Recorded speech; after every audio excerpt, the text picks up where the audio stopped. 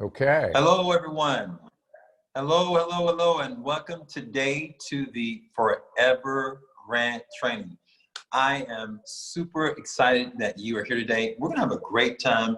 I've got some great information for you today, and I'm super excited to have a special guest who's got some dynamic information. I'll tell you about him in just a second, but we just wanna welcome you and let you know that we're gonna have a good time. As we're getting started, I want to encourage you right now to do a few things. I want to encourage you right now to really dial in. And I really want to encourage you to focus. And by focus, here's what I mean. I really want to encourage you to grab your cell phone, turn it off, and I really want to encourage you to remove all distractions. And really, during our time, try not to do any multitasking. Really focus in. In fact, what I really want to encourage you to do is to grab some paper and a pen and take some careful notes, because you never know what one idea is going to come your way that's going to be able to generate recurring revenue for you to help your organization to go to the next level. With that said, I want to introduce myself. I'm Rodney Walker. I am the president and founder of Grants USA, and I'm excited to be here because I've been able to help a lot of people do a lot of things in a lot of different areas. I've had opportunity to connect with some special people that have done some very special things. These are some of the top industry leaders in their various areas, from NFL athletes to NBA athletes to other that have been hosts, those with America's Top Model, you name it. And all of them have some wonderful things in common about being champions. And I'm excited to share some of their insight, but some of my most meaningful work has been done in helping nonprofit organizations, and especially governmental organizations as well, to raise additional funds to be able to do the wonderful things that they're doing. And I'm excited that some of the things that I've done in terms of grants have been able to help people at a very practical level, and we're looking at a very practical level and been able to help you.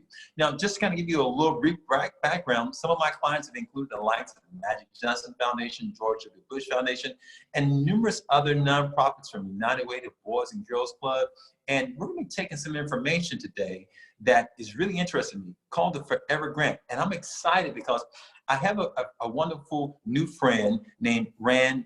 Now, he is an expert. He and I decided to come together to bring you this Forever Grant nonprofit licensing strategies to help you generate more revenue so that your organization can begin to do even more good. So let me just tell you a little bit about Rand. Rand is the guy behind the licensing for Batman, and he's also done a lot of work with Warner Brothers and a lot of the licensing for it. He didn't start out doing licensing for a nonprofit. I was the one who went and knocked on his door. I said, hey, Rand, listen, we got some nonprofits that need to know about this, and he's gonna be sharing some of his insight. He's worked with a host of top-notch shows, television shows as well as movie shows, and he's gonna be sharing some information about that, from what he's done from working with Gremlins to Terminator and you name it. But I'm so honored to have Rand here. Rand, just say hello to the folk, and he'll be popping in and out during our time. And then he has a full-blown presentation that he's gonna do on his own, and he's gonna be sharing some insights. So I wanna make sure that you stick around to the very end, because he's got some great information that's gonna be helping you on today as well. Ryan, why don't you say hello to everyone? Welcome, everybody. I'm so pleased you're here. And as Rodney has said, it's going to be a very exciting workshop. And we've got a lot of great information to share with you, a lot of strategies, a lot of insight, a lot of stuff I think you're going to find probably surprising, informative, and stuff that you can use right now that's going to take your nonprofits in a whole new direction. And you got to stick around. It's going to be great. That's great. So Rand, do this for me. Well, I know you got some things in regards to this about some of the stuff I'm going to be saying. So please hop on in whenever the time is right. And then I believe you're going to be taking some of the questions from some of the people that they may have and gathering. Some of them we may be able to answer during our time, and then some of them we'll be answering later on. We dedicated some time toward the end to get your questions answered. So make sure to get them in. They can do it in the chat room. You can do it in the chat, and we look forward to having you do that as well. So with that said, let's go into this and let's get going. So let's start off today with a quote from Peter Drucker. Peter Drucker, the management guru, he quoted Napoleon. Napoleon said that there were 3 things needed to fight a war. The first is money, the second is money, and the third is money. And he said that may be true for WARM, but it's not true for nonprofit organizations. There are 4 things that are needed. You need a plan, you need marketing, you need people, and you need money. And the training that we have for you today, what we're going to be sharing, involves those last 4 things. And we're going to show you how the Forever Grant and nonprofit licensing strategies help to do that. With that said, you may be wondering, like, hey, Rodney, so what in the world is a Forever Grant? I've never heard of this thing called a Forever Grant. What is it? How do you do it? How can we do it with our organization? Well, here's a good definition that I want to encourage you to write down right now in regards to what a Forever Grant is. A Forever Grant is grant funding that yields the best and highest impact, value, performance before, during, and after the initial investment of a grant. It's funding living well beyond the original grant funded, and it grows and expands and it multiplies into continuous sustainable machine. It begins to take the funding that you once had and really view it almost as a seed. So really important words that I want you to take note of. The Forever Grant helps to yield the best and second, the highest impact. So we want to yield the most from every grant that's funded for you, and we want to show you how, because it makes great use of the funder's investment in you. So with that being said, I want to tell you about a strange single grant fruit tree. Have you ever seen this fruit tree? I've seen this fruit tree all around. I want to tell you about this fruit tree. Now think about this. If there was an apple tree and it was expected to be fruitful, let's say, for example, it was supposed to have a lot of fruit on it, a lot of different apples all on it. But this fruit tree only yielded 1 apple. What would you think about the tree that only yielded 1 apple? You'd be ready to chop that tree down if it was supposed to produce a lot more, right? Well, think about it this way. A lot of nonprofits, with their grants, they're only yielding like 1 fruit from the grant. And we think that a much better way to do this, working more effectively and efficiently, is to look at your grant endeavors and have it set where you're yielding a lot more. Now, with that being said, let me take you to this. Here's what we want to look at. We want to get grant funding that's more like this. We want your grants to be something where it's yielding a lot of fruit. And when you think about it, yielding a lot of fruit, you know, a semi-dwarf apple tree is supposed every season to produce at least 500 some odd apples, okay?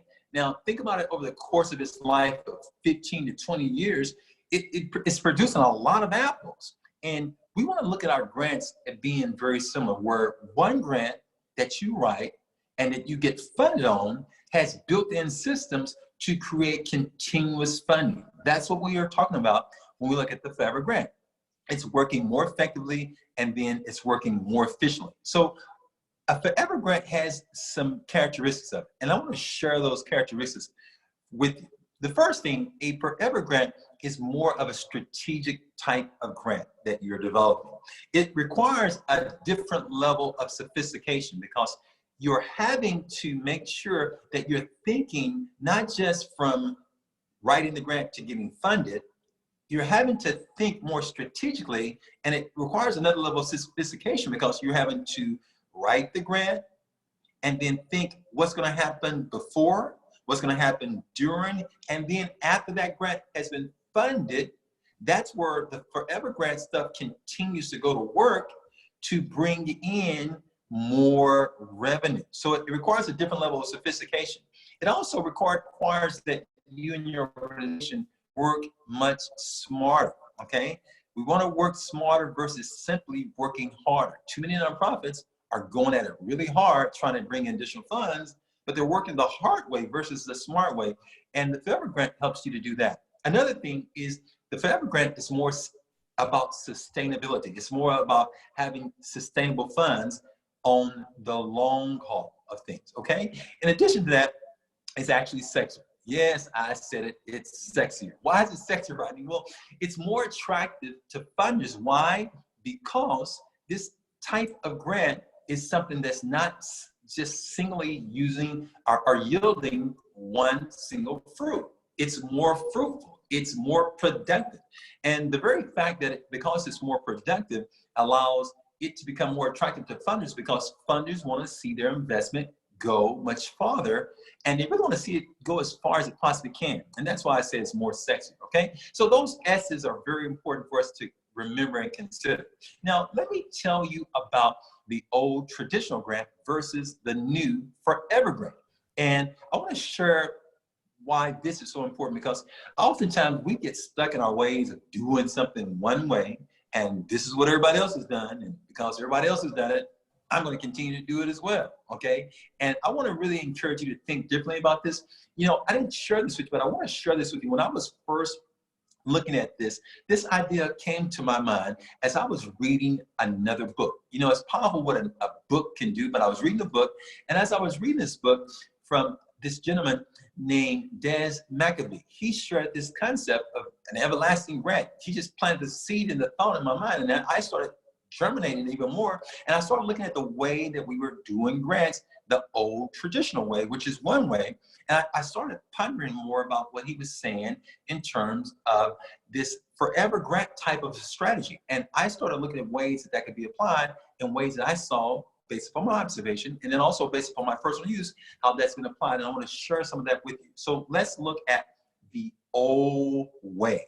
What is this old way, Rodney? Well, that old way looks like this. It looks like you simply doing a one-off grant and waiting for the next grant. That's what oftentimes happens. You know, when someone has done a grant and they're trying to get more funding, they have funding that they've gotten one way, but they're waiting now for the next year's grant, okay? And the other thing is it has a lower impact. Now, what do you mean by lower impact?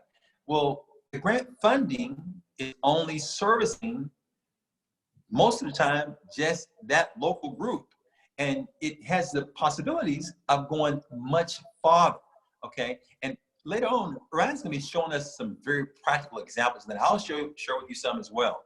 In addition to that, I call it the checker approach. You know, have you ever played checkers before? You know, checkers is one thing, but it's an approach that's more simplistic. And when we're talking about the old way, it's typically concentrated on simply working with the local constituents that you have at your nonprofit and the small service area that you serve. Now, the new way, when we start looking at the Forever Grant, it has the possibilities of stretching the funders' dollar. And that's why, again, as I was saying, it's more attractive to funders because they see their dollar, they literally see that Benjamin and his face is being stretched to the side because you're squeezing out the maximum value out of that dollar, and it becomes really exciting for them and more attractive. It also yields a higher impact, okay? And it, again, is what I would call more of a sophisticated approach. It's more what I call the chess approach versus a checker approach. And it oftentimes allows you to have multiple constituents that are being impacted, and it allows for the possibility of several nonprofits benefiting from the original grant that was funded. Because if you've created something that now allows others to benefit from the knowledge, the insight, the resources, the things that you compile, now it's able to help more people. I hope this is making sense, but we're going to make this even more practical. So if you're not following with it right now, if it's not get you yet, just stick around and we'll give you some real practical examples of what it looks like.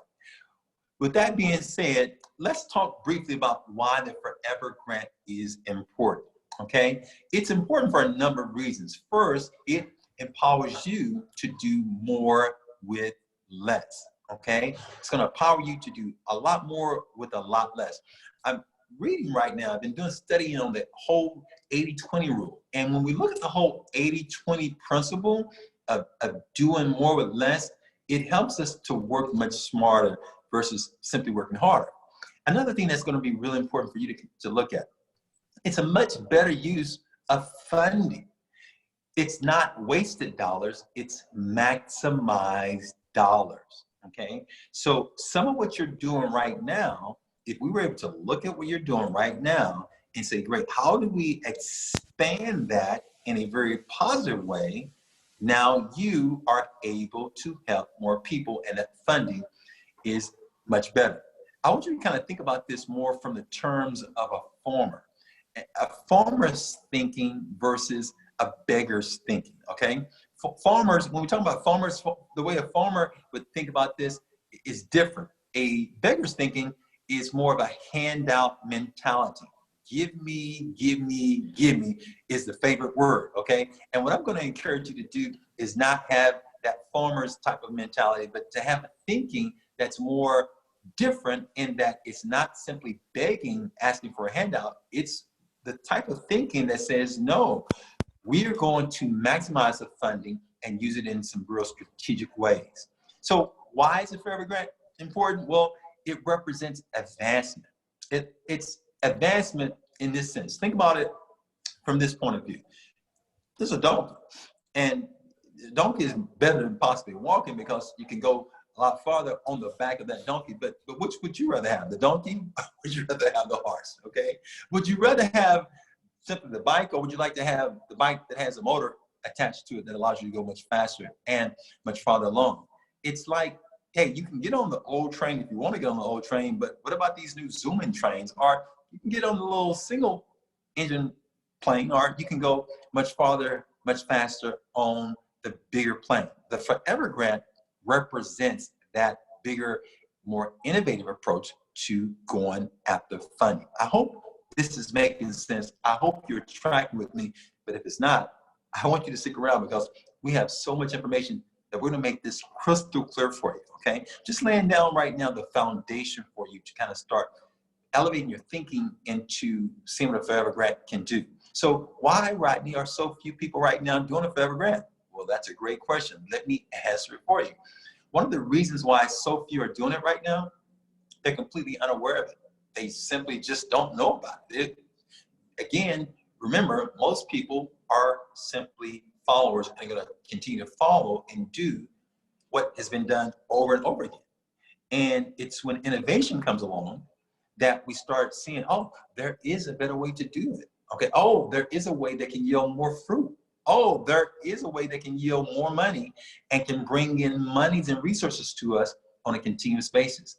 Another reason is that we've been conditioned to have this different type of mindset. It's a mindset that I call the next year grant mindset.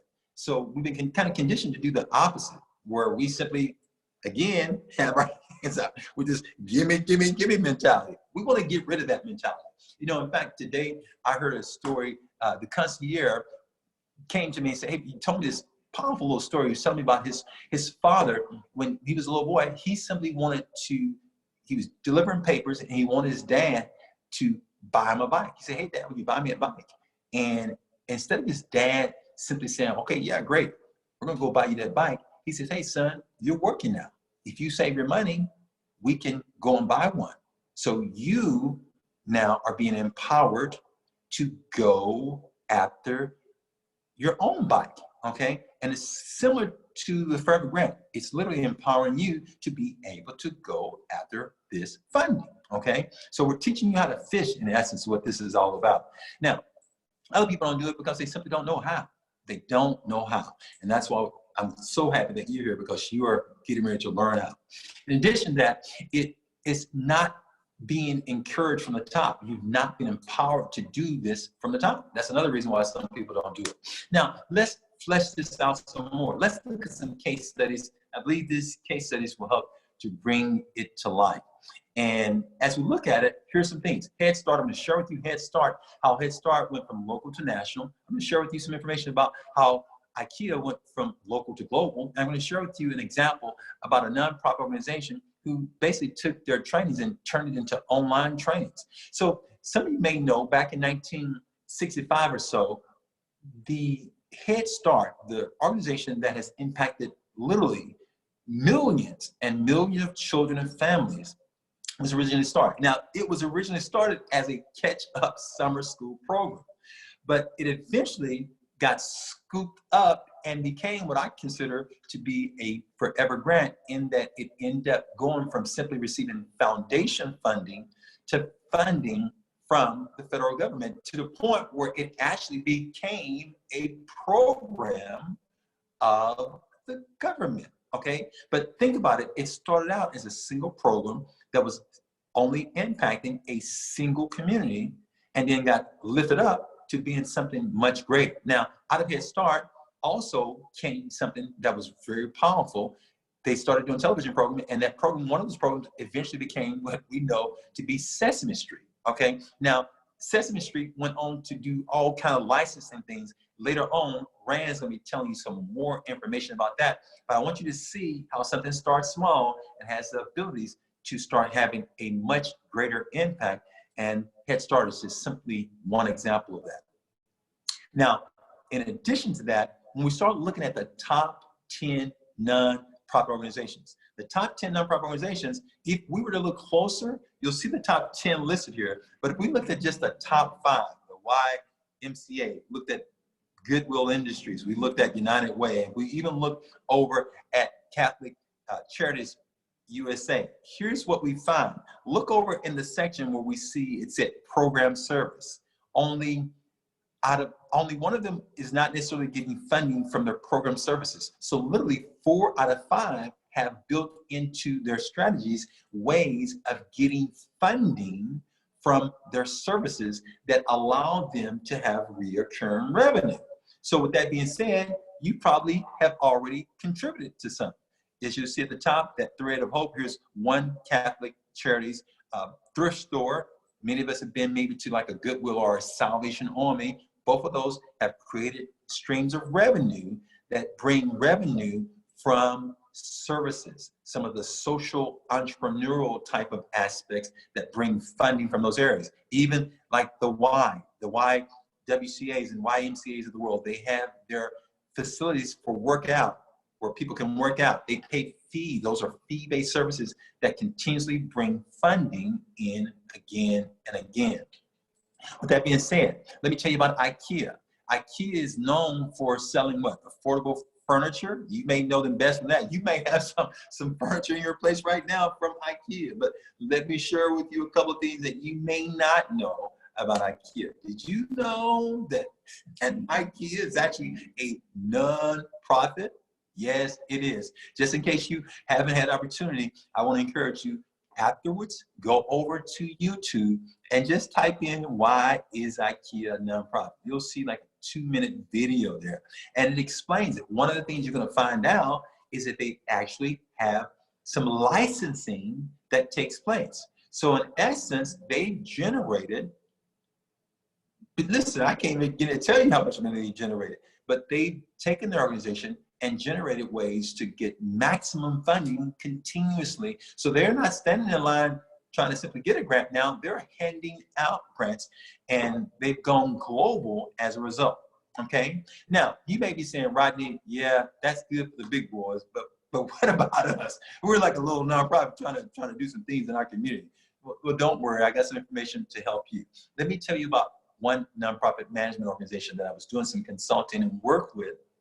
And I simply went to them and looked at some of the assets that they had. And I said, you know, you guys, you have all these assets, you have these trainings, you have all these resources, you do some of these major events every year. Why aren't you maximizing it and leveraging it in some much greater ways? They hadn't really thought about much of that at the time. So I continued to encourage them. And after some prodding and some prodding, they started allowing those ideas to kind of sink in. And I shared with them, hey, listen, have you thought about taking this and making this into like an online course? And then they had some courses. So what they eventually did was they applied for some grants to take some of their trainings and convert some of their trainings into online courses. So think about it. Now they've taken their asset, and from being simply an asset, now they've gotten funding from a funder to take it and create a stream of revenue that now is reoccurring because people are still maximizing and taking advantage of those courses. Is this making sense? Rand, do you have anything to say about this right now before I can continue going? Because this is just one of many examples. I got some more that I want to share with you. I think the important thing that you're starting to see here, and what Rodney and I, why we got so excited about bringing this together, is what Rodney is showing you is when he talks about a different way of thinking, is to get you to understand inside your nonprofit, you have a lot of assets. And one of those assets, and I'll be getting into this more, is your intellectual property. And what we're talking about here is your ability to use it to do more than just deliver your mission. And what Rodney is showing you here is an example of an organization who had information training, but we're thinking about only using it from the standpoint of we're a nonprofit, we're going to go out and teach others. But by simply rethinking what they were doing and converting it, suddenly they were able to put their IP to work for them and start creating a course that enabled them to now go back out and apply for an even greater field of grants, because now their IP is being used to a wider field. So it gives them an opportunity to now look at a different way of expanding their grants. Yes, and Rand, I believe when we were talking earlier, you had told me about the possibilities of what would have happened if this organization would have then taken that and even leveraged it even more than just simply the single user. They could have also empowered other nonprofit management organizations to use their systems to bring in revenue. So they could have been getting some money from allowing those organizations to use their systems. The organizations would have been generating more money, and they would have been getting money from the licensing by itself. That's called recurring revenue, which would be generated into the nonprofit by using what your most valuable asset is. It's your IP. And this is what we're going to be talking about a little further, but it's discovering that you've got something inside your nonprofit that you may not be putting it to work, but if you put it to work, suddenly you have a new funding source. Absolutely, absolutely. And John, I'm glad that you caught that point a little bit earlier. I saw your message, so thank you for that comment. And others, you may have some comments. Remember, you have questions, feel free to drop them in. Rand's checking them out, and he's going to be bringing some of those to our attention. Let's continue on. Now, let me share with you, just in case maybe you have a resource like that and you want to put something in an online course, hey, go over to how to create online courses later on, and I have a training that's designed to help you to do exactly that, and it's absolutely free. Go take advantage of that. Now, let's continue. Here's something else that I think can help you. If you look at some of these examples, I'm going to give you some. Rand's going to give you a whole host of others, how nonprofits are using it. But I never will forget, I was working for a nonprofit organization a number of years ago when I actually had a hairline, guys. Yes, I used to have a hairline, okay? And when I had a hairline, I was a young buck and I was doing some work. I was actually a consultant that had been brought on. They said, hey, Rodney, we oversee this a youth center. And I started working and there was a program that we were doing. It was a male development program, character development program for young men. And I'll never forget, we were going to the schools and they asked me to go in and start working with these students, but we didn't have a curriculum. We didn't have a curriculum. And so I started searching way back when, trying to find a curriculum to address what I needed to share with these young men, and came up short. This is well before Amazon had taken out and all these other organizations had these resources where you could find and research things much easier on the web. It was before that time. So now I started putting together what I would teach at one lesson. So I had that, and then next week I said, great, this is what I would teach them the following week. Well, before you know it, after doing that a number of times, that became, one page became 2 pages to eventually 12, 20, 30, 40 pages. And before you know it, I had a book on my hand. And then we started working originally with just 12 young males. And then we asked those 12 young males, hey, to go get some others, to bring one of their friends. So now overnight, the group has doubled in size to 24. And then before you know it, the coach found out about it, one thing led to the next. And now I'm standing up in front of hundreds of young men, helping them to learn about manhood. Well, that was a system and some approaches that I had fine-tuned. And with that, that training became something that was really, really helpful, that could help a lot more people. And then with it, I took that training. We had a contracted grant writer. The contracted grant writer came in, wrote information about the program, and then we got funded. just the same way that you're going to get funded. And once we got funded, and later on, I took that information and then put it into a training that could be offered to others. I shared with them the model, okay? And as a result of sharing that model, started sharing with them the program, started sharing with them the procedures, started sharing with them the process. And before you know it, that created reoccurring revenue. I never will forget the first time that another group bought, and they bought a packet of books and a packet of information, and they started implementing that area. It was like $5K that came in, bam, from that one thing. Not to mention the continuous funding that continues to come in from it to this very day. Are you getting a picture of this? Pastor Deidre, I see that you just made a comment there. Thank you for that comment. But I hope you guys are seeing how this can be leveraged to your advantage. So with that being said, let me go through a few more. A few more ways that you can take this. I've just shown you, just really practically, it can be used for children and youth program. Maybe you have a senior program, or maybe you have some techniques and some strategies with that. Rand can even tell you later on about how you can even take a letter or a copyright or a logo, your image, your branding, and other things to use it for your advantage in terms of licensing and things of that nature. Maybe you have a social service program. It could be used for that. Maybe if you were to do a prison reentry program, and then you've gone through it one time and you figure out, hey, this is how we've done this, and now you want to take that and share that with other people, and it doesn't have to be your competitors per se. If you start working with people in a different state, even a different city, okay, you see how this is now expanding. Maybe you're locally in one area, but now there are 5 other cities around you that can benefit from using your system. You may have a veteran housing program that you may be able to use that can help a lot more people, and a lot more can be benefit from what you actually have. Even health-related programs. We could go on and on with different types of programs that could use this, but there's so many different ways that you can benefit from it. Now, what's required to do a Forever Grant? Well, here are a few things. It really involves, first, a new way of thinking. Okay, it all starts right here, the way you think about this. It also requires a different mentality. Again, you got to shift from the simply give me, I got my hands out again, okay, again, to saying, okay, great, we're going to create something that's going to be self-sustaining, and that is a different mindset.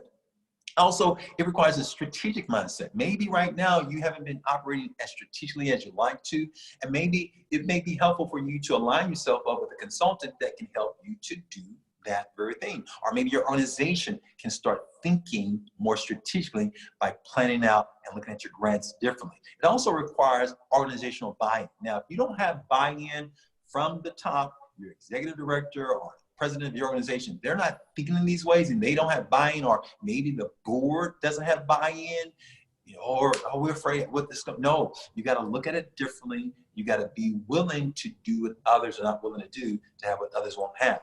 It also requires a philosophical shift as well. Okay, so these are some of the immediate things that you need to have in regards to it. So why is now a great time to start doing a Forever Grant? There are a lot of reasons. I'm going to share with you a few, and then I'm going to really back up because I want to hear what Ryan has to say. I've heard what he already had to say. He's got some good stuff waiting for you, so I want you to stay tuned. Here's the deal. Why now is the time? We are more connected than ever. More connected than ever. I literally am working with people literally all over the globe, all over the United States as well. And these individuals that I'm working with, they're tapping in through the use of technology. So we're super, super connected. Well, that connectedness has brought us much closer, okay? Has brought us much closer to a lot more people. And technology has made it easier than ever to take our IP, our intellectual property, and to leverage it in some incredible ways. Funders like it because you're able to have a greater impact, as we've already shared. Your dollar can go much farther. And an example of that, let me just give you one quick example. A quick example of that is what happens if your organization gets, for instance, a $100,000 grant. Or let's say a $100,000 grant. You get a $100,000 grant, and now you build into that grant, and you have it set where you tell the funder that a portion of that grant, let's say, for example, you set aside just 20% or 15%. So anywhere from 15 to 20% of that grant, roughly 15,000 to 20,000 of it is going to be used to build out your forever grant strategy. So now you have it built in where that part is going to be a part of your game plan. And so as you're working with your program over the course of that year, a part of it is continuously building the self-sustaining portion that brings continuous funding. So this is completely different, and it's a complete game changer, because when everybody else is submitting their grants and they're simply talking about a 1-year type of grant or a 2-year type of grant, and then their hands are going to be out again, and here your grant comes in. I'm telling you, if you're not doing this, let me let you know now. You better watch out, because I'm equipping an army of people that's going to be using this strategy. And when their grant comes up against your grant, and your grant is simply the handout type of grant saying, give me, give me, give me, give me, and this one's coming out showing the funder ways that they're going to be sustainable and how you're going to use this one grant to bring in more funding, game changer, okay? That's all I can say. It's increased sustainability, and that's why now is the time for this, okay? With that being said, here are a few last things I'd like to leave you with. It's easy to leverage your ideas and time now. That's why now is the time, okay? It's also a great way for you to leverage your IP. Why are we working so hard and not much smarter? We want to work smarter versus simply working harder, using partnerships to have a greater impact, okay? And also now is the time, it's because it's easier than ever to scale your program up on a national or even global scale using this strategy. I'm excited now because my friend Rand is getting ready to jump in, and he's when I tell you, get your seatbelt, get your pen ready. He's got some information to help you. Rand, why don't you just go ahead and take it from here, take the baton. I'll be hopping in and out. And remember, guys, as he's sharing, take some good notes here, and don't forget to stick around to the end, because we have some other resources that we're going to tell you about that's going to help you to win even more. Rand, take over, and here's the baton. Run, man, run. Rodney. Is he a powerhouse or what? I tell you what, he has really shared with you the foundation and the basis. And really, I think the point that Rodney was making here is you need to really start thinking about your nonprofit in a different way. And as Rodney was explaining, and believe me, he's the master guru in the grant world. I've known Rodney for a while now, and he shared stories with me, and he does some amazing things, but he's really, I think, hit the nail on the head and identified what's been going on in the market, because for so long, many nonprofits continue to operate in the old mindset of the way it was, but we're really in a new shift, and we're in a place now for nonprofits where there's a big opportunity for you here. And Rodney's really hit the nail on the head in terms of what that opportunity is. And it really exists in you being able to create for your nonprofit a strategy that is going to generate recurring revenue and enable your nonprofit to get out of the chains, the shackles, if you will, and be able to expand and move your mission forward. And a big part of that is going to be focused on what your nonprofit is from the standpoint of licensing.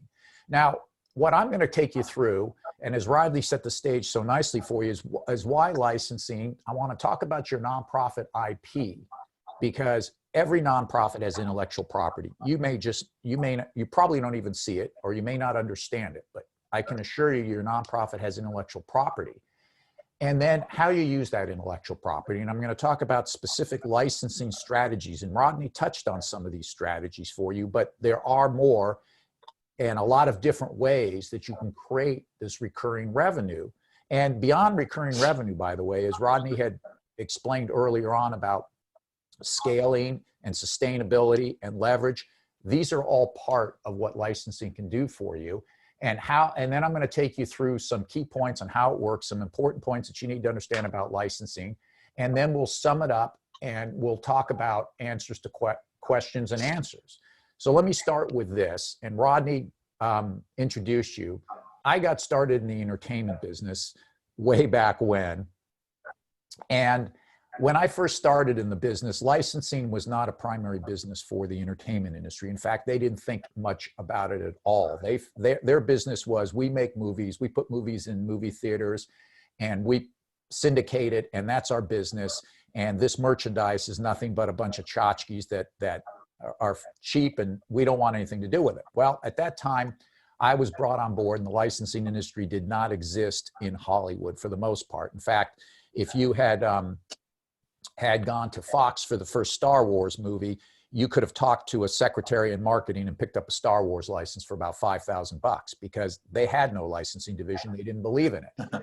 So when I joined them, they had a movie called Batman, and they were looking for people to work in the studio and licensing. And I was referred through somebody I used to know in my prior career of advertising. And my interview was basically this: we have a division called licensing, and we're looking for people. Are you interested? And I said, sure. And when I got there my first day, they said, we have this movie, it's called Batman. We don't know that anybody is going to even go see it, but we promised the producers we'd make some money, so we're going to try to get some companies to make some stuff around it.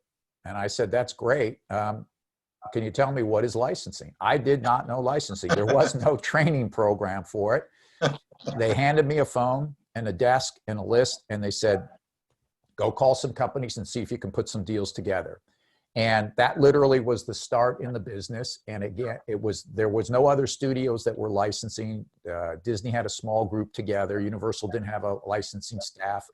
Paramount did, nobody did. And long story short, about a month before the movie released, something happened in the marketplace. People started to recognize it. It caught on. And when the movie released, the merchandise went, I hate to say it, like a bat out of hell. And the rest was history. Suddenly the movie industry woke up to the realities of what licensing is. And now you fast forward 20 some odd years later, and a third of their business, more than that in some cases, comes off of licensing. What it's evolved into now is they don't make money on their movies anymore. They make money on the back end, their merchandise, recurring revenues. And this is something that you need to understand about the power of licensing and what you can do with it. And it's all focused on intellectual property, by the way. When you think about movies, when you think about studios, what are they really producing? Everything they produce is an intellectual property. It's a copyright and trademark predominantly, and they spin off. And when you think about the revenue that's generated by movie studios, it's all comes off their intellectual property. And today, I can tell you that every business in the world, every startup, every nonprofit, your primary value, your primary asset is your intellectual property. And what Rodney was talking about when he was talking about greater impact, leveraging your IP, how you can set yourself up, the key to understand here is there's a difference between taking your business and working to try to sell or get one grant at a time, or try to get your mission out there one person at a time, okay? That's the conventional thinking. The new thinking is, I have intellectual property and I can put it to work getting out into multiple communities, multiple markets, multiple grants in multiple ways. And you can do that through licensing. And that's exactly what we're going to be talking about. So let me give you a little background about what I do, which is my business is Licensing Consulting Group. I focus on 3 areas, licensing predominantly.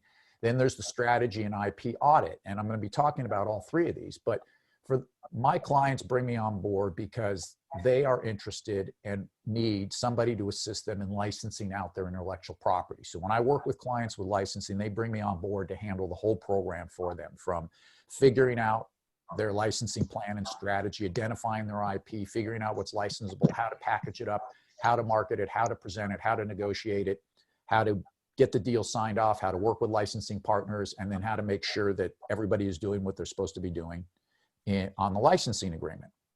So that is the focus of what I do. And I work with many types of IP. I got my start in the entertainment business, but today my experience really goes across the board. I do a lot of work with medical device, surgical devices, orthopedic devices, monitoring digital healthcare, consumer products, characters and brands. In fact, one of my clients a few years ago was a nonprofit that was just starting out. They developed a character to help educate kids about obesity because of the obesity problem. So they created a character. His name is Dewey. And then they created a series of storybooks, and that was their beginning for building out their nonprofit. And what they had started doing is going to schools, and they created a character, and they would go to schools and they would do one event after the next event after the next event.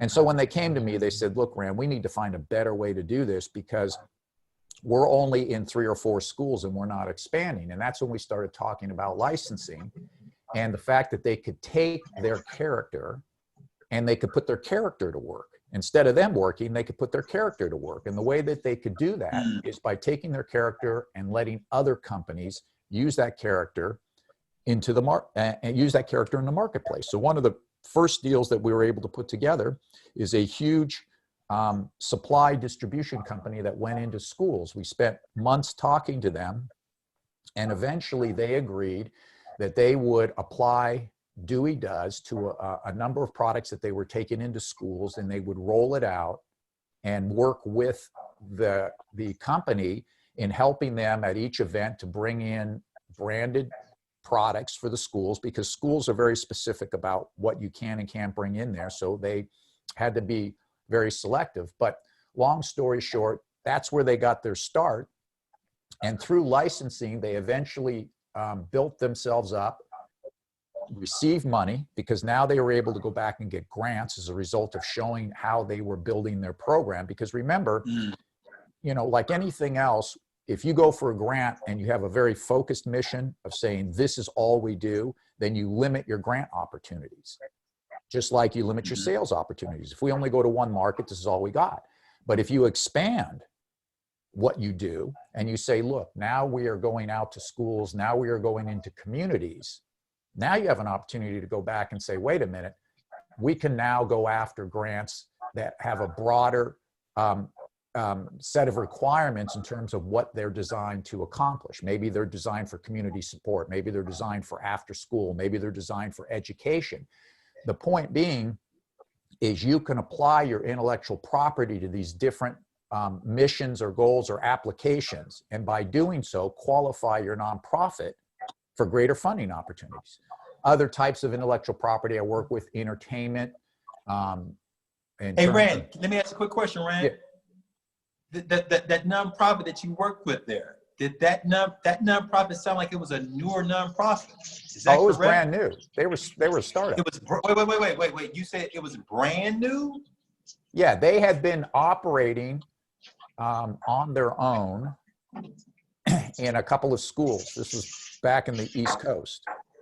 And they had created the character, but they had, I mean, they literally had created their own books because they couldn't find, they didn't have a publisher. They built their own costumes, and then they went to the schools and they personally met with the schools and had 2 or 3 schools that they would go in and create events with. But they didn't have a lot of money. They didn't have a lot of money. Wow. But they did know, they did understand that they had a character and that kids and characters connect. And that's exactly what happened. I love it. Love it. Thanks for sharing that story. So I share that with you so that you can get an idea of, you know, what you can do with your IP from a nonprofit. Other things, of course, entertainment. I've worked with big movie projects, even online gaming, formulas, oral health care, natural remedies, cooking processes. So the experience really crosses the gamut. And the reason I share this with you so that you understand that the perspective that I can bring, that I do bring to this, is really an understanding of how intellectual property can be used. And that's why the starting point here is a kind of a recap. I think for most people, you're probably familiar with what is known as registered intellectual property. And that's patents, trademarks, and copyrights. Those are the ones that, if it's a patent, you create an invention, a new technology, and you get a patent from the patent office, and it's registered. And then there's a trademark, which is your brand and your logo, and you register your trademark. Now, copyrights include things like online courses, written books, plays, seminars, workshops, anything that you develop that's in some kind of expressive form, even your websites, your operating manuals, your ads, your promotional materials, this is all copyright. And copyright is registered, but the thing that you need to understand is copyright is also unregistered. Now, what do I mean by that? What happens with copyright, unlike patents and trademarks, is from the point that you create it, the point you write your book, the point you create your manuals, the point that you've developed it, your online seminars and courses, you own the copyright to that because you're the author of it, okay? You don't have to register it, but in the event that somebody else goes and uses it without your permission, that's when you need to have it registered so that you can go and take legal action to stop them. But you don't have to have it registered. That's why it's there at the top, because it crosses over. Then there's something called trade secrets and know-how. And these are what's called unregistered. And the reason they're called trade secrets is just that. It's confidential information. Trade secret is a recipe, is an algorithm, is a source code for computers. Your know-how is what you know how to do inside your nonprofit. Many of you have nonprofits that know how to do maybe after-school support programs, maybe educational enhancement programs, drug rehab, leadership training, advancement for underperforming kids. Whatever the case is, this is all know-how. And what I want you to grasp as a nonprofit in particular is that you have some or all of these types of intellectual property inside your nonprofit, okay? Yes, including sermons. I was just asked the question, is a sermon your intellectual? It absolutely is, because you develop a sermon, and that's a good case point. If you create a sermon, you've written it. When you deliver it, you've delivered it. That is your copyright. Now, I'm not talking about if you were to take something out of a book that was previously published and you're reading it verbatim. The point being is, yes, even a sermon or her sermons, is a copyright. And for nonprofits today especially, all of you on this call, most nonprofit, 99% profit organizations have a trademark. It's your name. Your name is what identifies you in the market. A name is what you bring into the community. Whatever type of mission or goal you have a name. That name is a trademark. That trademark can become a brand. So you have that.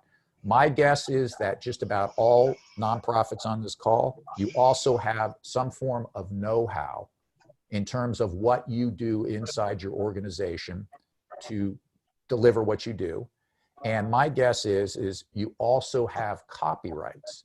And if you have a website, you have a copyright. If you have promotional materials, you have a copyright. If you have images, you have a copyright. Also inside your organization, do you have a list of donors? Do you have supporters? Do you have a way of soliciting? If you do, you have trade secrets, okay? I'm sharing this with you because I want you to really grasp the fact that your nonprofit, in effect, is an intellectual property. In fact, it's multiple intellectual properties, and you may even have an app or a technology that you have developed, and that is your intellectual property. So with all of this IP inside your nonprofit, it's something that you may not be putting to work. And that's what we've been talking about. So let's talk about. Hey, let me ask you one quick question. Let me top in for 1 second, Rand. So a person you may mention the sermon. Can a person, for instance, if they have something as simple as a letter that's a great fundraising letter, can they even license that? Absolutely, you can. In fact, that's a great question.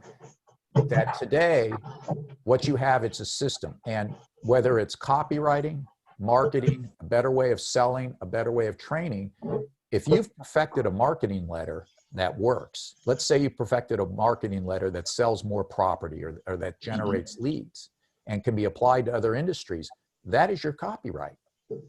Okay, you can license it to others to use in that form and say, look, you can use this letter. Absolutely, that is a copyright. And it's a good question because a lot of people miss that one.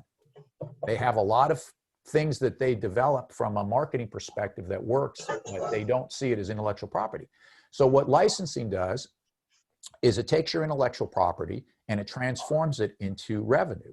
Now, let me stop here and make it an important distinction for you, because you may be familiar with license, you may hear the term licensing. My guess is that in many cases, you may think of licensing as a legal agreement. Most people do, because that's where most information comes from. But that's not what licensing is.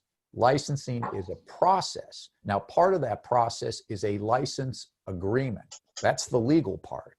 But licensing is like a marketing process, okay? It's a series of tasks and activities that you must do to transform your intellectual property into revenue. And that's what we're talking about here today, things that you must do to transform your nonprofit intellectual property into revenue. This is all part of this Forever Grant strategy that we're talking about in terms of a different way of thinking about what you're doing and how you're using your organization, your nonprofit organization's most important asset, to be able to create this recurring revenue funding model. So what are recurring revenues? Rodney already touched on this and was explaining to you from a Forever Grant, it's sustainable revenue. And that's exactly what recurring revenue is. They're predictable, stable, and they recur at regular intervals. And this is a big difference. Anytime that you're in a situation where you have to go back to the market to resell, whether it's resell a product, reapply for a grant, whatever the case is, that's called one-off revenue, okay? That's the most difficult, time-consuming, and costly revenue to generate because you have to do it all over again. But if you can convert what you're doing into recurring revenue, basically what you do with that is you sell it once and it continues to pay you over and over and over again. That's why recurring revenues are known as the highest value revenues in the marketplace, because you only have to sell it once and you can use it over and over again. And that's an important concept to grasp, because this is the point that Rodney was making. If your nonprofit is able to develop its strategies and go into the marketplace and develop partnerships with recurring revenue, you increase the value of your nonprofit, you increase its visibility, and more important, you increase its attractiveness to donors, to sponsors, and also giving you an opportunity to get out from underneath this, I've got to scramble to keep the doors open, and now start thinking about where can we really go with our nonprofit. So when you take intellectual property and you combine it with licensing, what you get is recurring revenue. And that is the secret of creating a sustainable funding market. Now, let's take a look at what's going on in the marketplace today, because right now in the market, there is a growing trend of nonprofit for-profit partnerships. And you say, why is this happening? Look around you. Look what's going on socially, economically, environmentally, politically. The world is changing, and people are now focusing on what are we going to do to get more socially responsible. So when you look at this spectrum here, I want you to understand what's happening. Over on the left side is where most nonprofits sit today. You're a nonprofit dependent upon one-off grants, going out and trying to get donors and sponsors to help fund you, okay?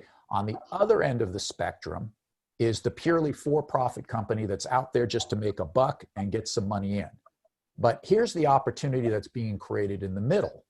Now in the middle, what's happening is there are nonprofits that are shifting their mindset, shifting their philosophy, shifting their organization, shifting the way they operate, and they're seeing themselves as what's known as social entrepreneurs. Now, social entrepreneurialism, what is that? Well, what that really is you as a nonprofit operating in a marketplace where you become self-sufficient off of revenue, recurring revenues. And how you do that is you partner with social enterprises that are for-profit enterprises, but today they want to develop and be a business with a mission, a business with a person, with a purpose, and help to create a sustainable world. And the opportunity for you is to partner with these social enterprises, and it's happening more and more. In fact, a study in the UK came out, and the fastest growing businesses, the startups, the greatest number of startups are, in fact, social enterprises. And what the implications are for you today is, you say, why is that important? Well, this is why it's important. Because for you as a nonprofit, there's a huge licensing opportunity that's opening up. And it's opening up because consumers now are looking at social responsibility. They're looking at give back. They're looking at supporting community, and their trust is much higher in business associated with a worthy cause. In fact, there was a survey done in the United States, and 2/3 of Americans in that survey came back and said they have a higher trust in businesses associated with a worthy cause than those that are not. And the fact is that right now today, consumers are looking for businesses with social value that have a positive contribution to the world and not negative. And again, this all comes back from the backlash that you're seeing of what's happening in the world today.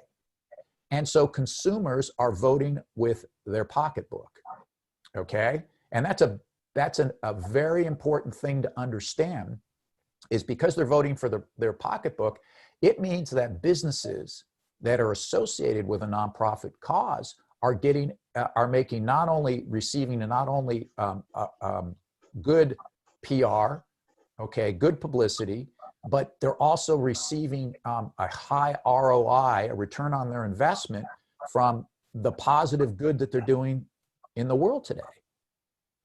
But here's the challenge for most of them, okay? Many businesses out there today, you just can't, if you remember going back to that previous chart that I showed you over here on the right side, if you're a purely for-profit business, and you've been a for-profit business, and you've set up your brand and your products and everything else, how do you suddenly become a business with a mission or a business associated with a worthy cause? Well, you can't. Just because you take your company name and suddenly say we're a worthy company, does that make you a worthy company? No. No, what the challenge is for an operating business today is, how do we move into this space that's growing very quickly? And the answer is, they have to form a partnership with a nonprofit. And that's the golden opportunity for nonprofits out there today, because you are already in that space. You are in that space. And as I said, every nonprofit has intellectual property. You have intellectual property. So let me share with you some examples just so you can get this. And the question was asked, what about a free rehab facility that, what's my intellectual property? How would I license that? Well, let me ask you, does your rehab facility operate in a certain way? Do you have certain treatments, techniques, counseling sessions? Do you have certain things that you do that you're able to deliver and be successful with your patients?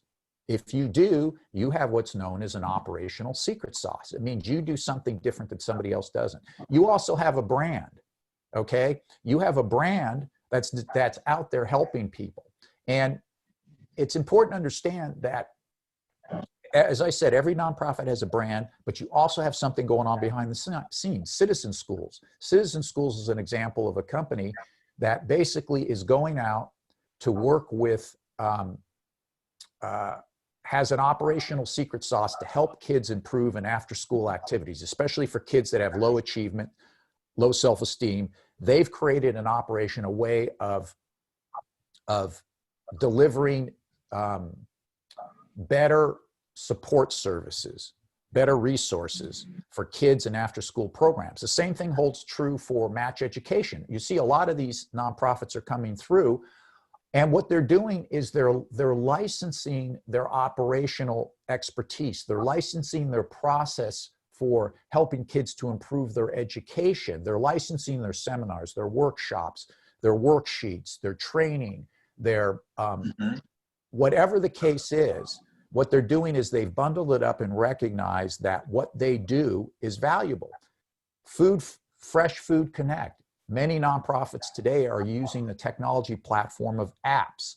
And what they're able to do is take that technology to deliver their mission or their goal. In this case, Fresh Food. What did they do? They're in Denver, and they look to take excess fruits and vegetables grown by local farmers and give it to communities that don't have the food resources, and they use an app to do that. And they discovered that that app has greater value beyond what they're doing. And they're taking that app and they're licensing it out to other profit and nonprofit organizations to help them in logistics supplies, say moving food and resources needed from one area to an area that maybe has been involved in a disaster, because they recognize that, wait a minute, if the app works for what we want to do here and being able to logistically move supplies around, what about a larger picture? Boy Scouts of America, they've been around for over 100 years. And their brand has built huge brand goodwill, and they're put that goodwill to work. Yes, the Boy Scouts has a big mission, has been very successful, but now their brand, their intellectual property is in the marketplace, generating tens of millions of dollars from licensed products that come back into the organization. Again, they took their brand and they put it to work in the marketplace,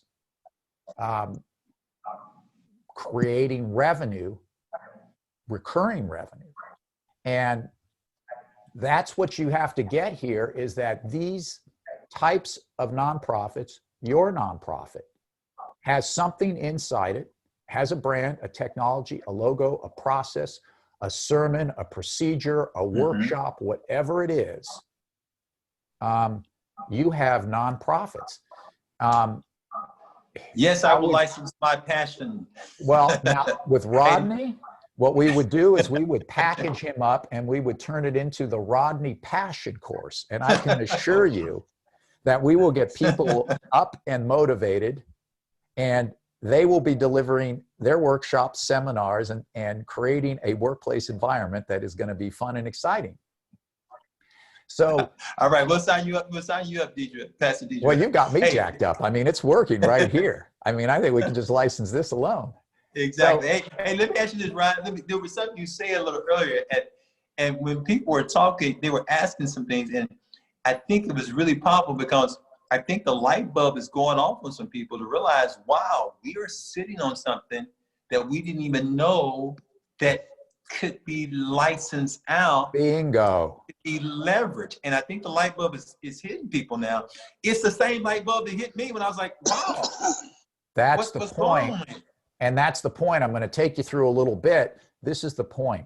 Nonprofits are intellectual property. Your intellectual property sits inside your nonprofit. And if you're not putting it to work, funding your nonprofit, you're missing a huge opportunity. Let's talk about Sesame Workshop. Now, Rodney brought this back, dating way back up to the 60s, okay? Sesame Workshop now generates over $1.5 billion in retail sales and licensed merchandise, but it wasn't always that way. It wasn't until the late 70s when Sesame Workshop was getting funded through government grants. And one day, those government grants didn't show up, and they had no money for programming. And it was at that point that they made the decision to take their characters, and they said, you know what? We're going to take our characters out and license them. And it was that decision that they used to then shift their strategy and say, we're going to use licensing to generate recurring revenues, generate funding for our nonprofit, so that we don't have to be so dependent on grants. Now, they still continue to get grants today, but the point being is when they reached a point where they ran up against a brick wall, they realized that they had to put their intellectual property to work. Okay? Wait a minute, Rand. I love this. I love this. Gotta get my hat and throw it down for a second. So you're telling me they hit a brick wall, the money wasn't there. No. And there may be some nonprofits here, the money's not there right now. And what did they do? You said they took matters into their own hands and basically created their own forever grants by licensing these characters. That's what they did. Can you go back to my screen for a second? Is it easy to do that, Rand, on your end? Let me stop the share for just a moment. Okay. All right. Let's see if we can see these Now, characters. Rodney, grab the screen here for a moment. Okay. You grab the screen. I'm going to grab the screen. Let's see. Let me see if I can get my technology working on my end and grab it, because I want to take a look at it real quick. See if I can do it. Is technology going to be my friend right now with me? Okay. I'm going to. Okay, got it. Okay, here I come. So you're saying, in essence, they created a grant. Can you see this now, Rand? Yes, I can. So you're saying their grant was these characters. That's their grant right there. They turned around after you know, they grew up on grants. They grew up on government funding. And these characters were launched on national public television when it was first coming out. And when the government decided, you know, that wasn't delivering their grants when they said to, they decided that after their first year, these characters had value. So they said, you know what, if the government isn't going to pay us, maybe Elmo and Big Bird will. And that's exactly what they did. They took them out to the market. Well, it has. Rest is history. I mean, so we're talking about from movies. We're talking about they've done movies, they've done T-shirts, they've done toys. All of those things became. This is an interesting point. When you think about how far this nonprofit went when they started licensing, Rodney raises a really important point, and I want you to grasp this. You don't know what's going to happen. Hey, Rand, can you hit this point, Rand? Will you do this for 1 second? I'm going to ask you real quickly, can we mute some of the other listeners, because I think it's getting in the way on one end. And we can absolutely do that. So let's see if we got. Okay, great. And then, because I want everybody to clearly hear what you have to say on this, because again, and this is why I'm so happy, Rand, that you're here, because Rand started out when licensing was first taking place here in the States in terms of movie. He knows this stuff like no other. Okay. So I think a few of them are getting quieted down now. Okay. Okay, perfect. So what were you about to say? You said you had a point about. Well, the point here, and Rodney brings up a good point, is that when you start to move your intellectual property out into the marketplace, amazing things can happen with it, because the value of it is not in what you think it is. The value of it is what occurs in the marketplace. And this is a great example, because when they went to license these characters, they didn't know how popular these characters were going to be. And they didn't know that until they actually got them into the marketplace. I'll go back to the example when I first joined the studio with Batman. Yes, it was a comic book character, but that comic book character, last time it was seen was the 1960s. And here it was the late 80s, and they're producing a movie, and nobody even, nobody thought anything was going to happen with this. They figured nobody cares about some comic that was created originally in the 1930s. So the point here is that intellectual property has a value that many times is hard to estimate, but especially if you're a nonprofit, you may be sitting on something that could be the next Sesame Street, or it could be the next Batman. I'm using those obviously at the top of the chain. But the point being is that you're in a marketplace, and let me grab the screen back. You're in a marketplace now. Go for it. where social entrepreneurialism, where giving back to society is now at the forefront, the wave. See, a lot of licensing is trends. And right now, there's some big trends going on. And one of those is, how do we make this a better world? How do we, help each other?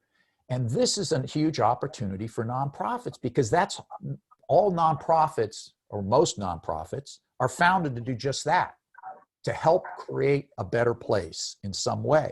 So when you look at these brands, some of these brands have been around and started licensing decades ago, but that was on a brand basis because they started getting exposure. But you have companies like National Geographic, which now, has been built from a a magazine and has moved now into retail. And now you can walk into galleries all around the country that are National Geographic galleries, and they're generating hundreds of millions of dollars off of retail sales. The National Historic Trust, ASPCA. I mean, the ASPCA, how many people own pets in the world? And this is the opportunity because there's a growing change in the way people are looking at pets. Just look at what's going on in the world today in terms of service animals and everything else, and you'll get a sense of what the opportunities are. So let me take you through real quick some of the ways you can form partnership strategies. One that's happening more and more frequently is called a hybrid. That's where you have your nonprofit and you form a for-profit side, much like what they've done with Sesame Street. In this case, you have somebody like Planet Earth who does a lot of educational videos and contents to talk about how we can protect the earth, do things friendly for the environment, things like that. And they started a for-profit side to take that content, the content now, understand, the videos, the audios, whatever it is, and start distributing it and generating revenue through advertising dollars, through sponsorship dollars, and flow that revenue back into the nonprofit as it's building itself up and getting grants. Okay, so whether it's for sustainability, whether it's for educating kids through characters, whatever the case is, this idea of developing a nonprofit for-profit, the nonprofit licenses its for-profit to use its intellectual property. Other hybrids, Rodney presented an example. You had Goodwill Industries, Salvation Army. These are hybrid nonprofits that are developing nonprofit for-profit sides. They're putting their mission, because remember, your mission, your goal, what you do for the community, that is your intellectual property. And so when you create a for-profit side, that for-profit is immediately associated as helping to promote that mission and goal. And that's going to generate revenue back in because the community wants to help support it. Then you've got a joint venture, which is one of the best strategies that's used, where you have joint ventures between nonprofits and for-profits. You have joint ventures between nonprofits and nonprofits. Now, let me get into this strategy with you because it's very interesting. One example is Unilever and the World Wildlife Federation. And what they did is they created a joint venture to create a sustainability certification social enterprise. And the idea here is Unilever is a big food company. World Wildlife Fund represents the environment. They wanted a way to encourage companies and to encourage consumers to buy products from companies that are sustainable. So they created a certification company. And the idea here was that the revenues that would flow back in through those companies getting this sustainable certification would flow back to World Wildlife Federation's efforts to help preserve the environment, and then of course continue to build this certification program. Nonprofit joint ventures. If you're looking for a way to expand your nonprofit, you can partner with other nonprofits. Bell Excel is a company that developed after-school programs to help kids, especially in low-income areas, to improve their academia, improve their self-esteem, to be able to enhance their life through better education. And what they were looking for is a way to expand their nonprofit. Now, they were looking for low income, so they came up with the idea to partner with the Y. Why did they come up with the idea to partner with the Y? Because 80% of the US population lives within 5 miles of a Y, and a lot of Ys are located in low-income areas. So they partnered up. They did a joint venture licensing agreement where Bell Excel provided the content, the education, the seminars, the workshops. The Y provided the manpower, the training, the organizational support, and the Y went after grants because now the Y was offering educational content enhancements. They were entering a new area of service. So they went after local grants to support the new Bell Excel joint venture. This is an example of, by putting your nonprofit IP to work, you can expand your mission and expand your revenue opportunities.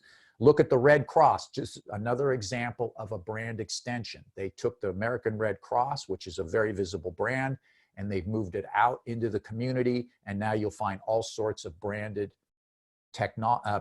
products from the American Red Cross. And then finally, this gets me excited. Rand, this gets me, can you hear me, Rand? Yeah, I can. This gets me excited. And the reason being is it just shows that a nonprofit, even if they're small, even if they're newer, even if they don't have a big extensive budget right now, it shows what's possible right now for them to take what they have and quickly expand it simply by doing less, by doing more with less. And that's what really excites me about this, because what you've just shown here is that they can partner with another for-profit, they can profit with another nonprofit. They can, if they wanted to, they can actually create their own social enterprise that could be a separate piece on their own. So you've given us like multiple ways for this to happen, which is great.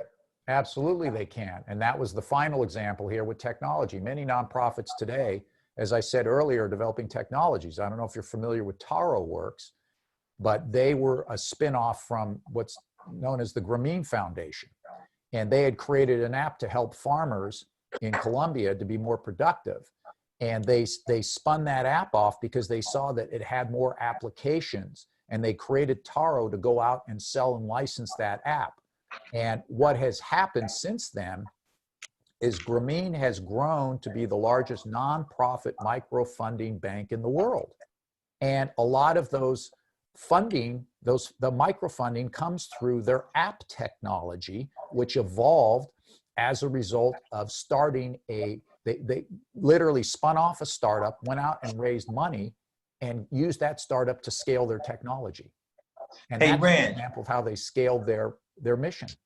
Rand, quick question. Hey, quick question coming. I already know the answer to this, but somebody just wanted to know, do you work with people, with organizations that are based in the UK? Sure. I mean, I thought that was the answer. UK, you can be in DK, 2K, 1K. You know what? It's a great question, and keep this thing in mind. And here's the thing to understand. Intellectual property has no boundaries. It has no boundaries, especially today. Rodney alluded to this point earlier, but you have to understand that the 21st century is probably the best time for intellectual property that there's ever been in the history of the world. Why?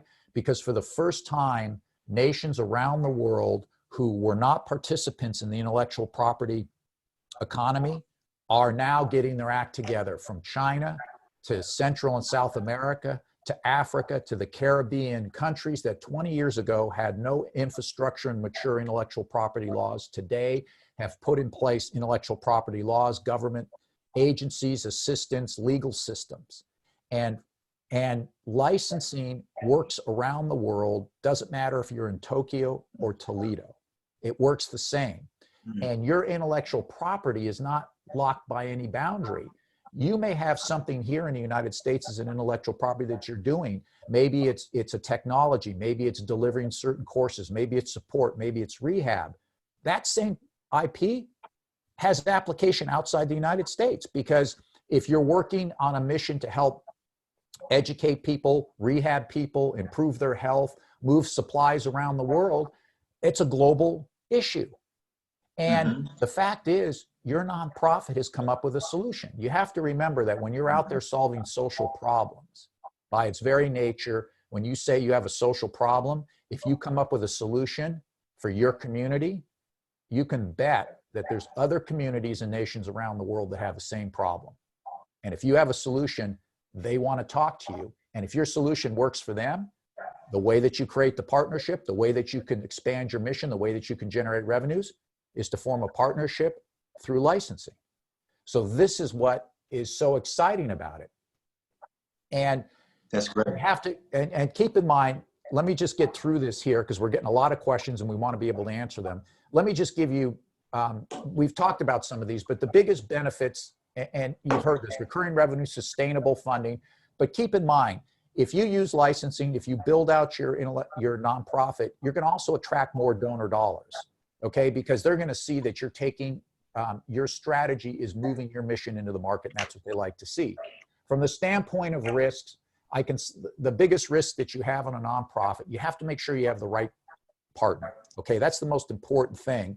And even more so for a nonprofit, because you have a mission, you have a goal out there, and it's important that whoever you work with also is in alignment and sustains that, because you don't want to tarnish what you're doing, because it could have a blowback on your ability to continue raising funding. So let me take you through real quick what it means to get ready to license, okay? Now, this first part is the part that I talked about earlier on about you identifying what you have. You're a nonprofit. You absolutely have intellectual property. First thing you got to do is you've got to sit down and figure out what that intellectual property is. It's called an IP audit. An IP audit is just a fancy term for taking a spreadsheet and putting down there a list. Do I have copyrights? Do I have trademarks? Do I have know-how? Do I have trade secrets? Any and everything. Even if you're not sure it's an intellectual property, stick it in that spreadsheet. Because the second thing you're going to do is go through there and say, okay, if this is intellectual property, do I have it protected? Okay. Can I package it up? And is it licensable? That's called a licensing assessment. That's the second thing you do, is figure out, is it licensable? And in most cases, depending on what you have, it can be licensable. Now, it can somewhat be tricky to figure out how do you license it, but I can assure you, any intellectual property, if it's effective, if it's working, if it's proven, and you're using it, you can figure out a way to bundle it up and license it.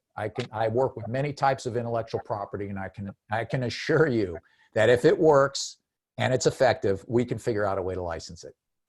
The second point, and I'd alluded to this earlier.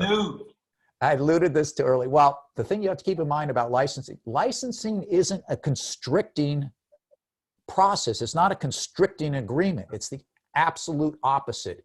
It's a creative process, okay? Licensing your IP is only limited by what you think you can do with it, by your imagination. But the problem is, the challenge for most people is intellectual property is intangible. We're all educated and taught that all we're doing is selling pens. All we're doing is selling cell phones. All we're doing is helping feed the poor. No, you're not. That's not what you're doing at all. You created an intellectual property. You're solving problems. Intellectual property is intangible. Intangible by its very nature means that it doesn't, you can't touch it and feel it, but if you do things with it, you can turn it into a pen, you can turn it into a phone, you can turn it into recurring revenue coming from anywhere in the world. So going back to the licensing partner, this is your number one deal point. You have to find the right partner. And today, as I showed you with the trend that's going on, this is where the opportunity is. There are companies out there that are looking for you. They're looking to find a way to get associated with a social enterprise, and that's you. And the second part to that is due diligence. Just do your homework. Make sure you understand who you're dealing with. The next point is, and again, I'm going through this quick. Obviously, there's more steps in here, but I just want to give you the high-level understanding of what it is, okay? The most important thing you have to understand in the licensing agreement is, okay, you missed the third point. It's called a licensing assessment. I will go back. I've been asked to go back for just a second, which is fine. No problem there. Oops, wrong way. Here we go. And while he's doing that, just know, guys, we're going to be opening up for questions. So anyway, the third point was IP audit, licensing assessment, and what is licensing? What is licensable? Okay. We talked about the partner. Sorry for the going back here. Okay. The business terms here. Here's the thing that I want you to understand from your negotiating standpoint. Okay. Because you don't have to become an attorney on this. You're going to hire an attorney. Okay. The first thing you have to understand with licensing, you have to know what you want. Do not go into a negotiation without figuring out, without a strategy and a plan, because then what happens is you get in the middle of these negotiations. You're talking to the company. They say this royalty rate, they say this territory, whatever the case is, and you go to sign the agreement. You're going to feel like you're not going to feel good about it. So know what you want. The second thing to understand about licensing is this is not a static agreement. This is performance-based. You are going to license them your IP, and they agree to do certain things by a certain date, in a certain time period, in a certain way. You agree to do certain things at a certain date. It's performance-based. Inside your agreement, think of it as dynamic, where it's saying we're seeking to accomplish something. We're each going to do things, and if we don't do what we're supposed to do, then we're either going to fix them or we're going to do something else.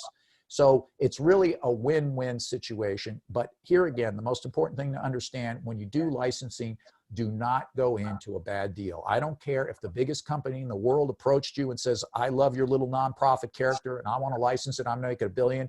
If you're in that room and you feel like these guys are vultures and are going to take advantage of it, walk away. Because I can tell you that a bad deal is worse than no deal at all. You will just be miserable. And I have seen this with IP owners. You will be miserable during the whole term of that deal. And even worse, if you have to get into legal action over that thing. Do not sign a bad deal. And understand that in licensing, just like in real estate, there's residential property, there's commercial property, there's single units and multiple units. Same thing in licensing. You have to use the right agreement. There's patent agreements, trademark agreements, copyright, and know-how. All right? Now, many times I showed you earlier on that you have all this different IP inside your nonprofit. Well, that can all be combined into an agreement as long as it's the right type of agreement going in. And that takes some, obviously, legal expertise. Second point to understand about licensing, make sure it's clear. Okay, I've seen too many deals where somebody signs a deal that says best efforts. Don't do a best efforts. Best efforts doesn't mean anything other than the fact that you get to pay your attorneys to argue over what best efforts is. Clear means I will launch your nonprofit IP by March of 2021. I will develop the intellectual property within 6 months, no later than this date. I will pay you royalties each quarter, 30 days after the close of the quarter. Whatever it is, make sure it's clear. Okay, this is where people get tripped up all the time, is with that agreement. And then obviously, and finally, and let me reiterate, don't do a contract yourself. Get a qualified IP attorney. They're going to do it right, and they're going to keep you out of hot water. Now, after you sign the deal, believe me, licensing isn't just to sign off and let them run with it. No, you have to get in there and you have to do compliance and monitoring. Quality control is very important, okay, because it's your IP. You have to control it. And the quality control is for trademark, you have to make sure they use it correctly. If it's your technology, are they building it and using it correctly? If it's your copyright, are they delivering your materials, your workshops correctly? Whatever the case is, okay? Royalties, obviously you have to collect your royalties. Your royalties require accounting. So if you don't have an accounting system in place, you need to put an accounting system in place. You need to send invoices or royalty reports or whatever the case is.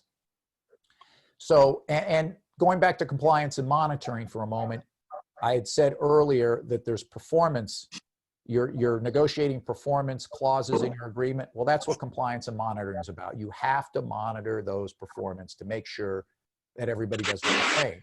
And then finally, if licensing is new to you, I suggest hiring an agent such as myself, but you can do it yourself. And in many cases, I've had clients come to me who want to develop a licensing program and then eventually bring it in-house. That's fine.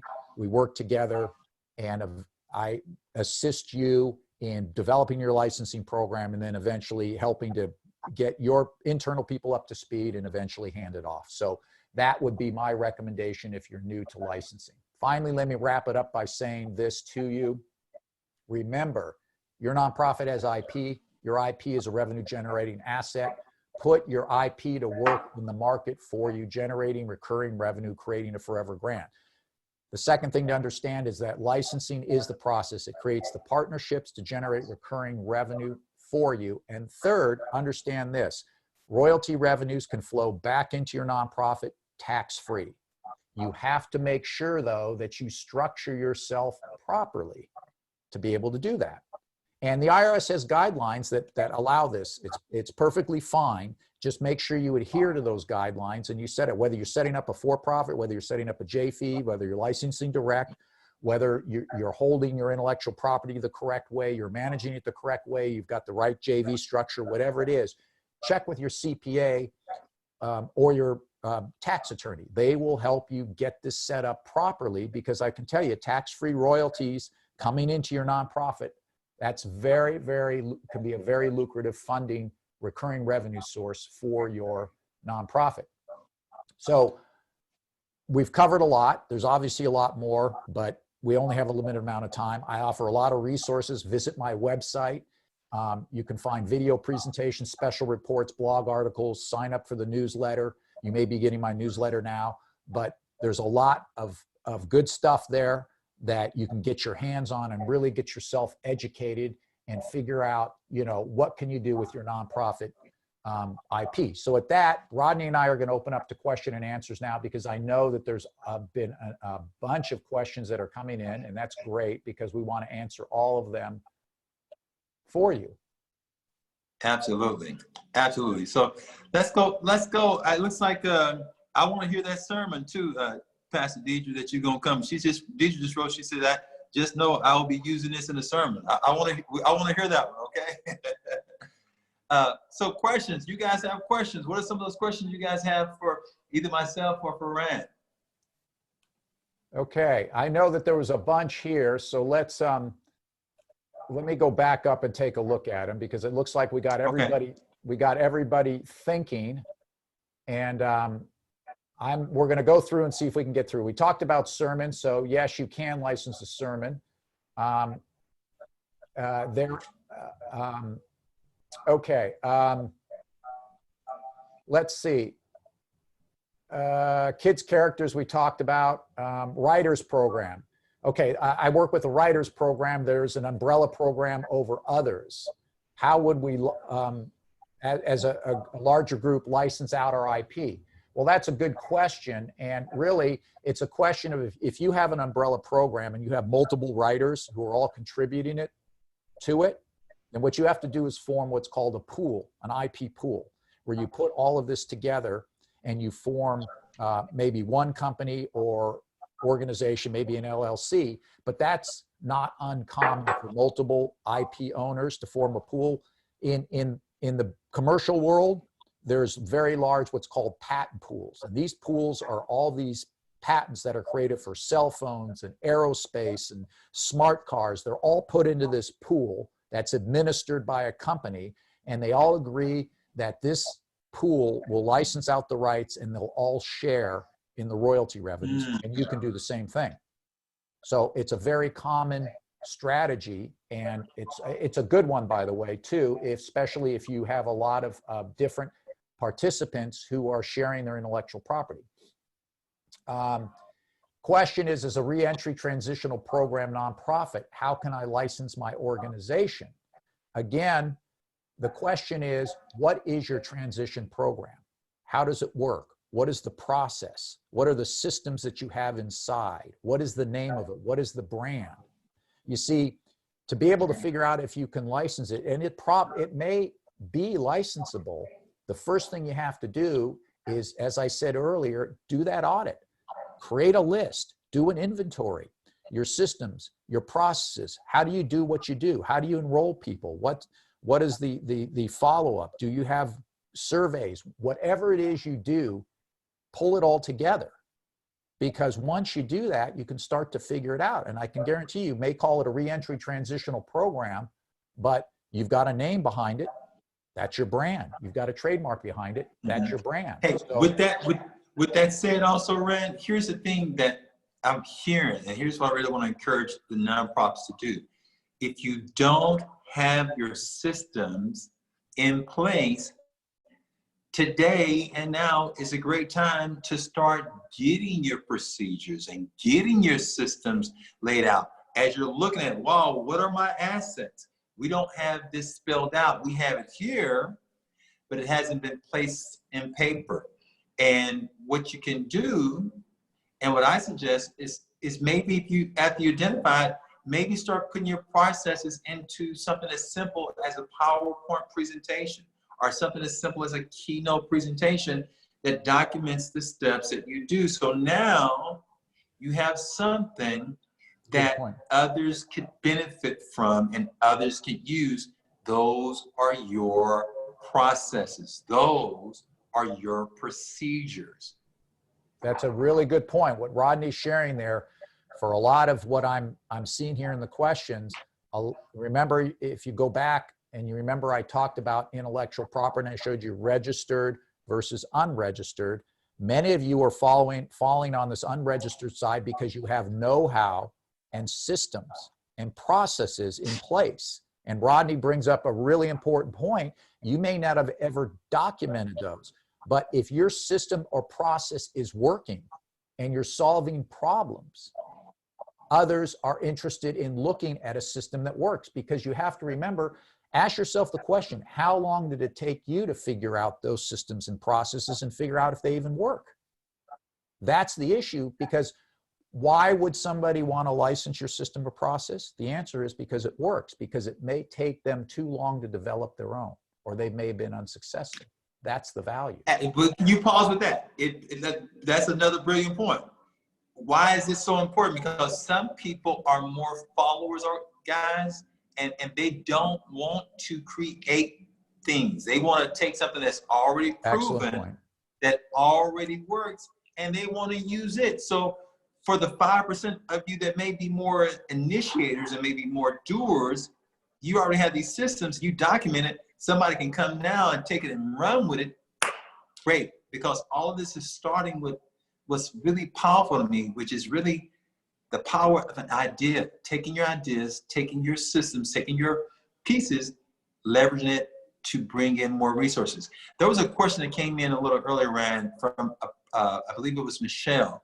And Michelle was asking, could she license, I think what would probably be like a strategy or maybe even a trade secret that she has.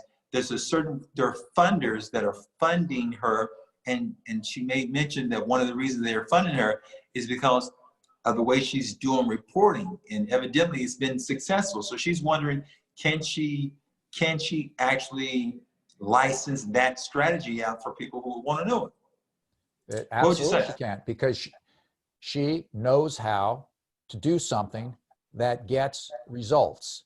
That's called know-how. It's a proven strategy. Here's the test for it. Can you take your strategy and know-how, and can you move it over and teach somebody to replicate it, to use the exact system and get the exact same results? If you can, it's licensable because you created it. Exactly. Okay. And that's something that is very valuable. Rodney brings up a good point. That's a big part of why people license, because you've created something that works. There's a question here about a dynamic program that's involved in adoptions, mental health services, or transitional housing. Again, anytime you are asking about programs, things that you do, this is all going back to this know-how, processes, and systems. If they work, there's value. If there's value, somebody will be interested in using your program, your system, your technology. How would we license Rodney's passion? Again, we're going to have a different course on that, and we will definitely bring that up as soon as we figure that out. Let's see. Can you combine a program with somebody else's? That's a great question. The answer is yes, you absolutely can. And in fact, one of the things to understand about intellectual property is built upon intellectual property. And you're probably looking at me saying, what do you mean? Okay. You have to understand that, let me take you back in the history, that anytime there's a major development of a technology, it allows others then to create other innovation or intellectual property on top of it. Let's go back to Gutenberg, way back in the 13 or 1400s, I believe, when they invented the printing press. Up till that point, the copyright industry did not exist. As soon as that printing press came out, you had publishing business blew, the artistic business, anything with visual images, copyright industry was born, okay? Then you fast forward to the 1980s, and what significant event was created? The answer, well, actually, let me step back. Let's go to the 1700s. What innovation created a whole new level of intellectual property? The answer is a steam engine. The steam engine ushered in the modern industrial revolution, which led to jet engines and all sorts of stuff. And everybody built upon that. The same thing holds true for the internet and computers. When Microsoft DOS came around, what happened is it opened up a whole new market and people could build on top of the DOS system, et cetera, et cetera, et cetera. So absolutely, combining your intellectual property with somebody else, it can be one of the most effective ways of creating a really licensable intellectual property. Wow. Hey, Rand, let me ask you, say this, because the question also, as I thought about their question, I thought about what you and I are doing. What you and I are doing, when I came and say, hey, great, I know this thing with grants, but there were some parts of licensing that I didn't all know, and I need an expert like yourself that I leaned on to learn more about it. And some of what we've done even today is exactly what the person is asking, like, hey, can you connect with someone else to do it? So we are one tangible example of that right now in reality, kind of laid out before you. Well, that's a really good point, because what Rodney and I are creating here is a training, a workshop for you to use to help you build your IP. And and it's a good point. And this goes back to the thing. I think one of the purposes here today is to open your eyes and realize that you live in a world of intellectual property. Everything you're doing, including participating on this webinar, talking on chat, seeing this video, listening to us, if you could step away and realize all you're doing is being enmeshed in a world of intellectual property. Okay, this stuff just didn't get created and put together. Somebody invented it, somebody built it, and somebody licensed it. And that's the same thing for nonprofits. A nonprofit just isn't a do-gooding social organization anymore. Your nonprofit is a social entrepreneur that is innovating systems, processes, procedures, and technologies to do social good. And that's a big trend today. And that's the opportunity where you can step away from, I'm a nonprofit raising money to do social good, to say, I'm a nonprofit who's a social entrepreneur who's developing processes, systems, programs, technologies to help people create a better world. And by doing so, you now are looking at yourself as an intellectual property innovation company. And now you can take that innovation and instead of trying to, one grant at a time, say, hey, who would be interested in participating in this type of social program? That's great. Hey, Rand, my phone is letting me know it's almost time, because I'm only at 10% right now, and I don't want to accidentally fade out as we get ready to wrap everything up. But can we? I know you guys have gotten some great value. So I want to first of all give a bravo to the information that we got from Rand. Thanks, Rand, for sharing that wonderful information.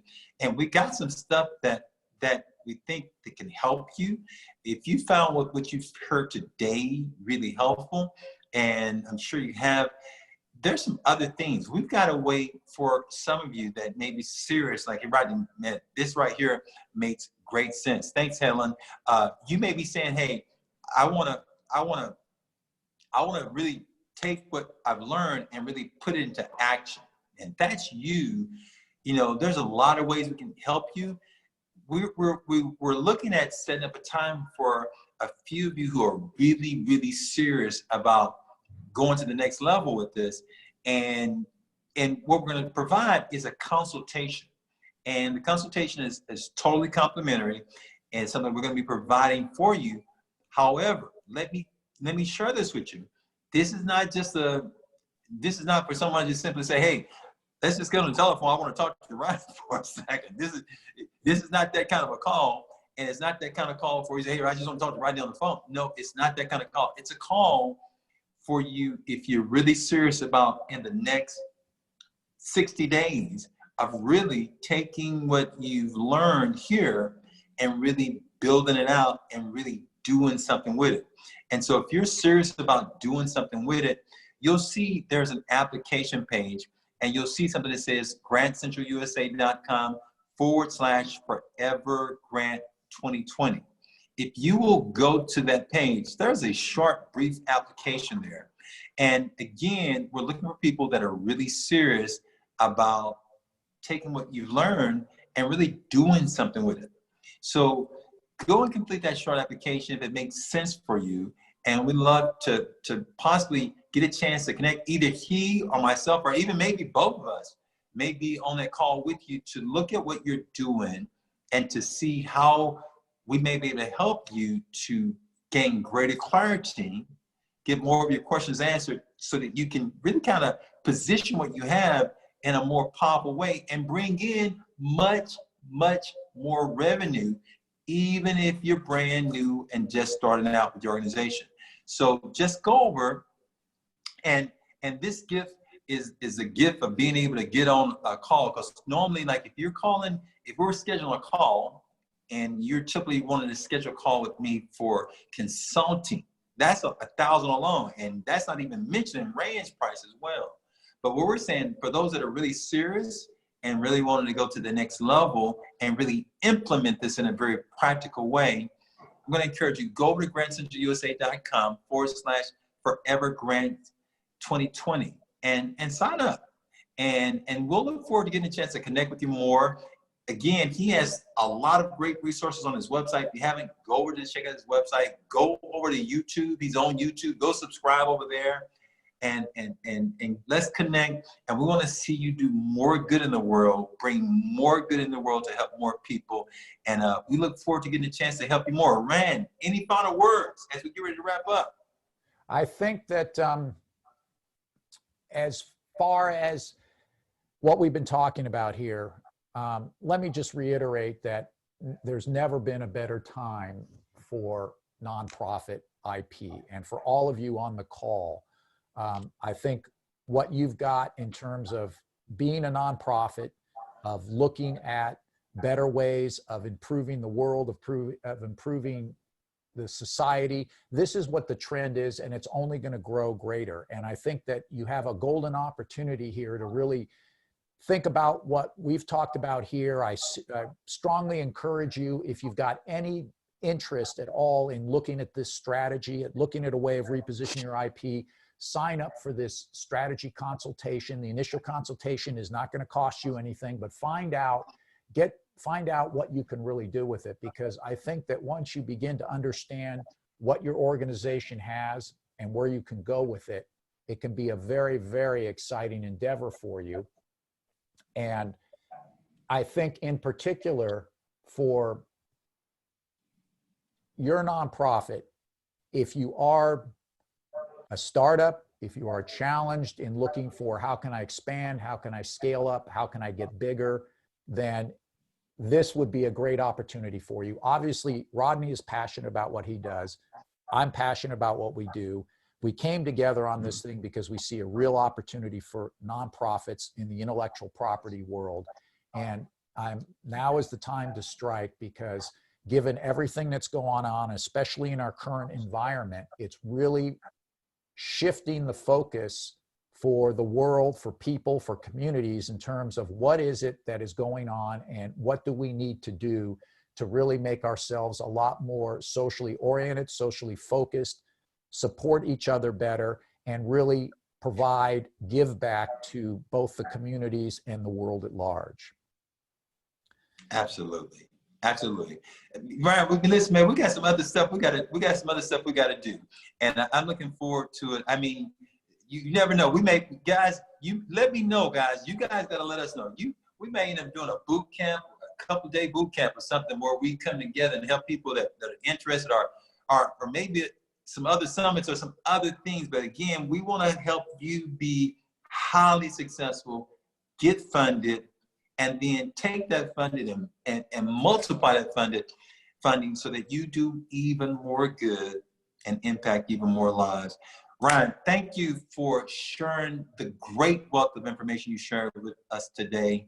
I'm so excited, looking forward to doing some more good things. You guys, if you haven't, again, go subscribe and drop us a note. If this really helped you, if this really helped you, feel free, send us an email. You can send it to info@grandcentralusa.com or send one over. Send one to me at us know. rand@licensingcg.com if you like. You'll get our information. It's there up on the screen. Again, we thank you for taking your time to come out and share with Rodney and I about what we feel is just one of the most exciting opportunities that there's out there today.